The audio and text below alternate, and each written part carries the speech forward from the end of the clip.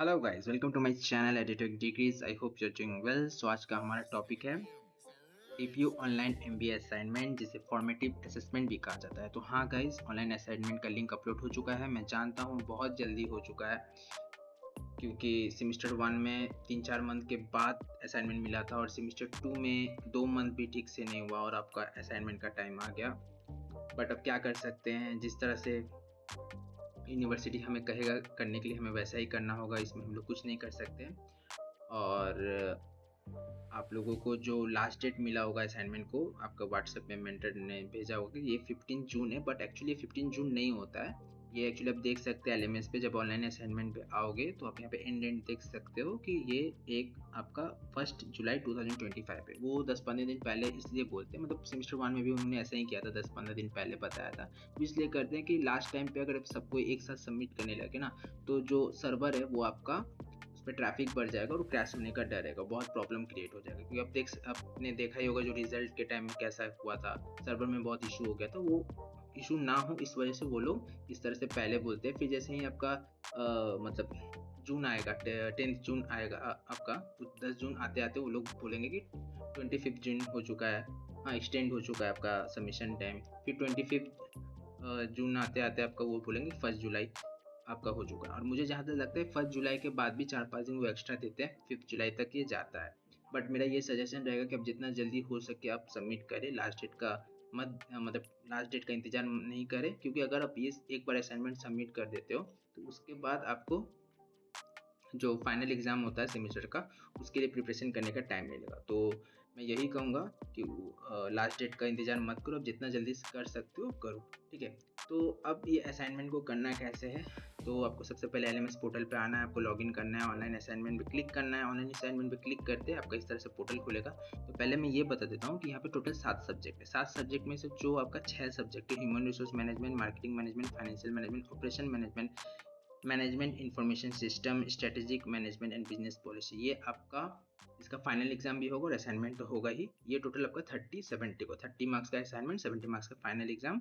और आपको जो इंटरप्रेन्योरशिप डेवलपमेंट, इसका कोई फाइनल मतलब समेटिव जिसको कहा जाता है, फाइनल में जो कह रहा हूँ, फाइनल को कहा जाता है समेटिव असेसमेंट, वो आपका नहीं होगा। इसका सिर्फ फॉर्मेटिव असेसमेंट होता है, इसलिए 50 मार्क्स का होता है, ठीक है। तो ये आई थिंक आप लोगों को समझ में आ गया होगा। और आप लोगों को करना कैसे है मैं ये बता देता हूँ। तो मान लेते हैं कि आपको मार्केटिंग मैनेजमेंट का असाइनमेंट करना है, तो मार्केटिंग मैनेजमेंट का असाइनमेंट क्लिक करोगे तो यहाँ पे देखो असाइनमेंट 1 और असाइनमेंट 2 आ गया। तो असाइनमेंट 1 में क्या होता है, आपका एमसीक्यू होता है, ठीक है। मैं दिखा देता हूँ, ये एमसीक्यू है, ठीक है। और फिर असाइनमेंट 2 क्लिक करोगे तो आपका ये केस स्टडी आ जाता है, ठीक है। तो ये आपका 20 मार्क्स का एमसीक्यू होता है, जो कि असाइनमेंट 1 होता है। और असाइनमेंट 2 आपका केस स्टडी आपका 10 मार्क्स का होता है। तो टोटल 20 + 10 30 मार्क्स का हो गया, ठीक है। तो जो असाइनमेंट 2 होता है उसमें आपको 2 ऑप्शन सेलेक्ट करने पड़ते हैं और असाइनमेंट 1 में 1 ऑप्शन, ठीक है। तो याद रखना कि असाइनमेंट 2 में 2 मार्क्स का होता है, तो दो ऑप्शंस, 2 राइट ऑप्शंस होते हैं, तो 2 राइट ऑप्शंस को ही क्लिक करिए। अगर आप एक ऑप्शंस को क्लिक करते हो तो वो आपका एक भी मार्क्स नहीं मिलेगा, और एक भी अगर ऑप्शन गलत होगा तो भी एक भी मार्क्स नहीं मिलेगा। इस चीज़ को, ये जो सेकंड असाइनमेंट 2 है, ये आपको बहुत ध्यान से करना होगा, ठीक है। तो सबसे पहले असाइनमेंट 1 करना कैसे मैं बता देता हूँ। तो असाइनमेंट 1 करने के लिए आपको करना क्या है कि मान लेते हैं कि ये क्वेश्चन है आपका, ठीक है, मार्केटिंग मैनेजमेंट का ये क्वेश्चन है, ठीक है। अब ये क्वेश्चन जो है, आपको जो बुक्स में जो चैप्टर्स के एंडिंग में सेल्फ असेसमेंट होता है, उसमें से पहले आपको देखना है कि सेल्फ असेसमेंट जो एमसीक्यू है, उसमें से आपको देखना है कि ये क्वेश्चन मैच कर रहा है कि नहीं, ठीक है। अगर मैच करता है तो आपको वहाँ से आंसर मिल जाएगा। अगर वहाँ से मैच नहीं करता है तो आपको क्या करना है, जो एलएमएस पे जो चैप्टर्स होते हैं उसके एंड में जो सेल्फ असेसमेंट होता है, मैं एक बार दिखा देता हूँ आपके। जैसे मार्केटिंग मैनेजमेंट का है, मैंने ये खोला, ये चैप्टर 1 में ओपन करता हूँ। चैप्टर 1 पे सबसे पहले आपको ये कंटेंट आ जाएगा, फिर नेक्स्ट क्लिक करोगे तो ये जो टॉपिक्स डिस्कस्ड रहता है, ये मतलब बुक्स में जो रहता है पूरा सेम ही रहता है, वो आ जाएगा, ठीक है। और जब फिर से नेक्स्ट क्लिक करोगे तो ये आपका सेल्फ असेसमेंट क्वेश्चन आ जाएगा, जिसे क्विज भी बोला जाता है। तो यहाँ से भी आपको जब स्टार्ट करोगे तो यहाँ पे आपको मतलब बहुत सारे क्वेश्चन दिख जाएंगे, तो उस 10 ही रहते हैं, बहुत सारे नहीं रहते, 10 ही रहते हैं। उस 10 में से आपको मैच कर लेना है कि ये क्वेश्चन मैच कर रहा है कि नहीं। ठीक है, तो सबसे पहले आपको चैप्टर समझना है कि ये किस चैप्टर का है। तो बुक्स तो आप समझ ही जाओगे ये किस सब्जेक्ट का है। यहाँ पे लिखा ही हुआ है MM मतलब मार्केटिंग मैनेजमेंट। ठीक है, अब यहाँ से आपने समझ लिया।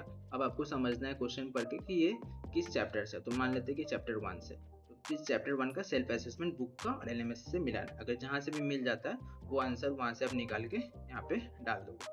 लेकिन अगर सेल्फ असेसमेंट में से नहीं मिलता है, बुक से भी नहीं मिल रहा है, बुक्स का भी सेल्फ असेसमेंट का भी नहीं मिल रहा है और LMS का भी सेल्फ असेसमेंट से नहीं मिल रहा है, तो इसका ये मतलब नहीं है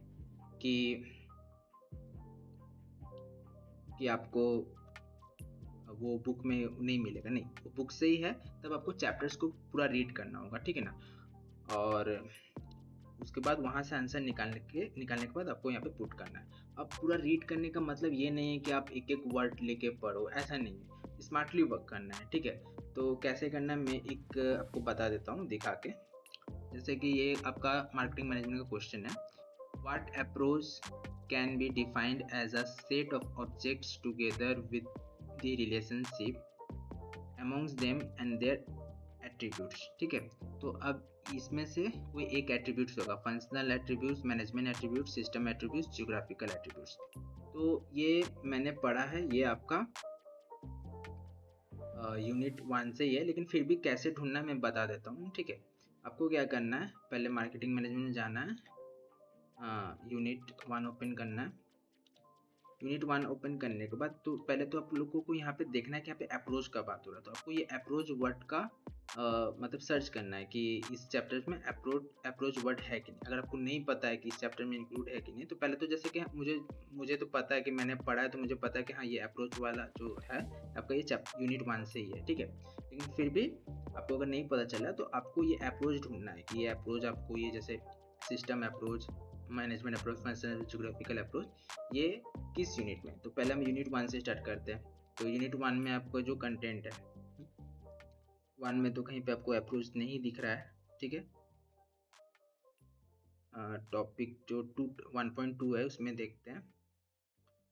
हाँ, यहाँ पे देखो, यहाँ पे आपको approaches to the study of marketing, यहाँ पे आपको अप्रोचेस मिल गया। ठीक है, अब यहाँ पे आपको देखना है, आप यहाँ पे टोटल कितने अप्रोचेस है, functional approaches, management approach, system approach, geography, इसमें तो कोई एक होगा और उसमें आपको a set of objective together with the relationship among them and their attributes, ये कौन से अप्रोच के अंडर आता है।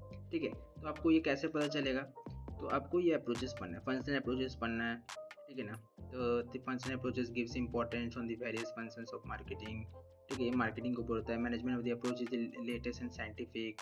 सिस्टम अप्रोच में the system approach can be defined as set of objective together with the relationship among them and their attributes. तो आप देख सकते हो ये जो है हमारा यहाँ पे है, ये सिस्टम अप्रोच के अंडर आता है। ठीक है, सिस्टम अप्रोच के अंडर आता है। देखो, सेट ऑफ ऑब्जेक्टिव सेटेबल, तो इसका जो आंसर है ये आपका सिस्टम होगा। ठीक है, ये आपका सिस्टम होगा। ठीक है, इस तरह से आप आंसर सेलेक्ट कर सकते हो। और सबमिट कैसे करना है मैं ये भी बता दूं कि सबमिट करने के लिए आपको क्या करना है, पहले आपको सारा सबसे पहले आपको ये असाइनमेंट 1 कर लेना है। अब असाइनमेंट 2, असाइनमेंट कोई भी पहले कर सकते हो, कर लिए असाइनमेंट 2 कर, उसके बाद ही सबमिट पे क्लिक करना है, क्योंकि अगर आप एक बार सबमिट पे क्लिक कर देते हो तो फिर कुछ नहीं होगा, मतलब एडिट भी नहीं कर सकते हो। तो इसका जो सही तरीका है करने के लिए, सबसे पहले आप क्या करो कि ये सारे क्वेश्चंस के आंसर को फाइंड आउट करो, उसे नोट करके रखो कि 1 का ये आंसर है, असाइनमेंट 1 का ये आंसर है, 2 का ये आंसर है, 3 का ये आंसर है, 4 का, इस तरह से करके पहले आंसर फाइंड आउट करो, नोट कर लो।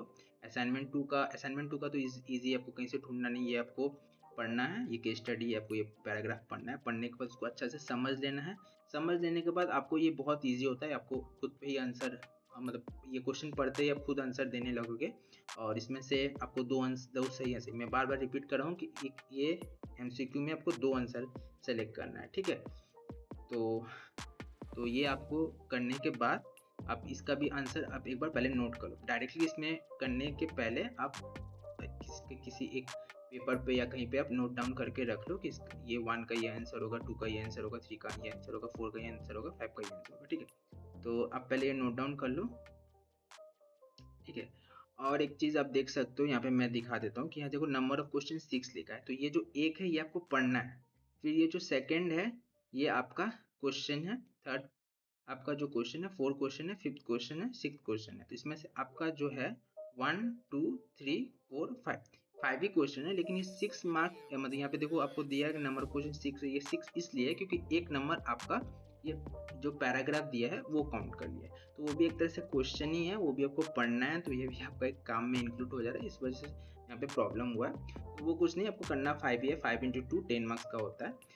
तो ये आपको ध्यान रख लेना थोड़ा सा, आप जब नोट करो तो ठीक से नोट कर लेना, ये 2 का ये इस तरह से आप देख लेना, ठीक है।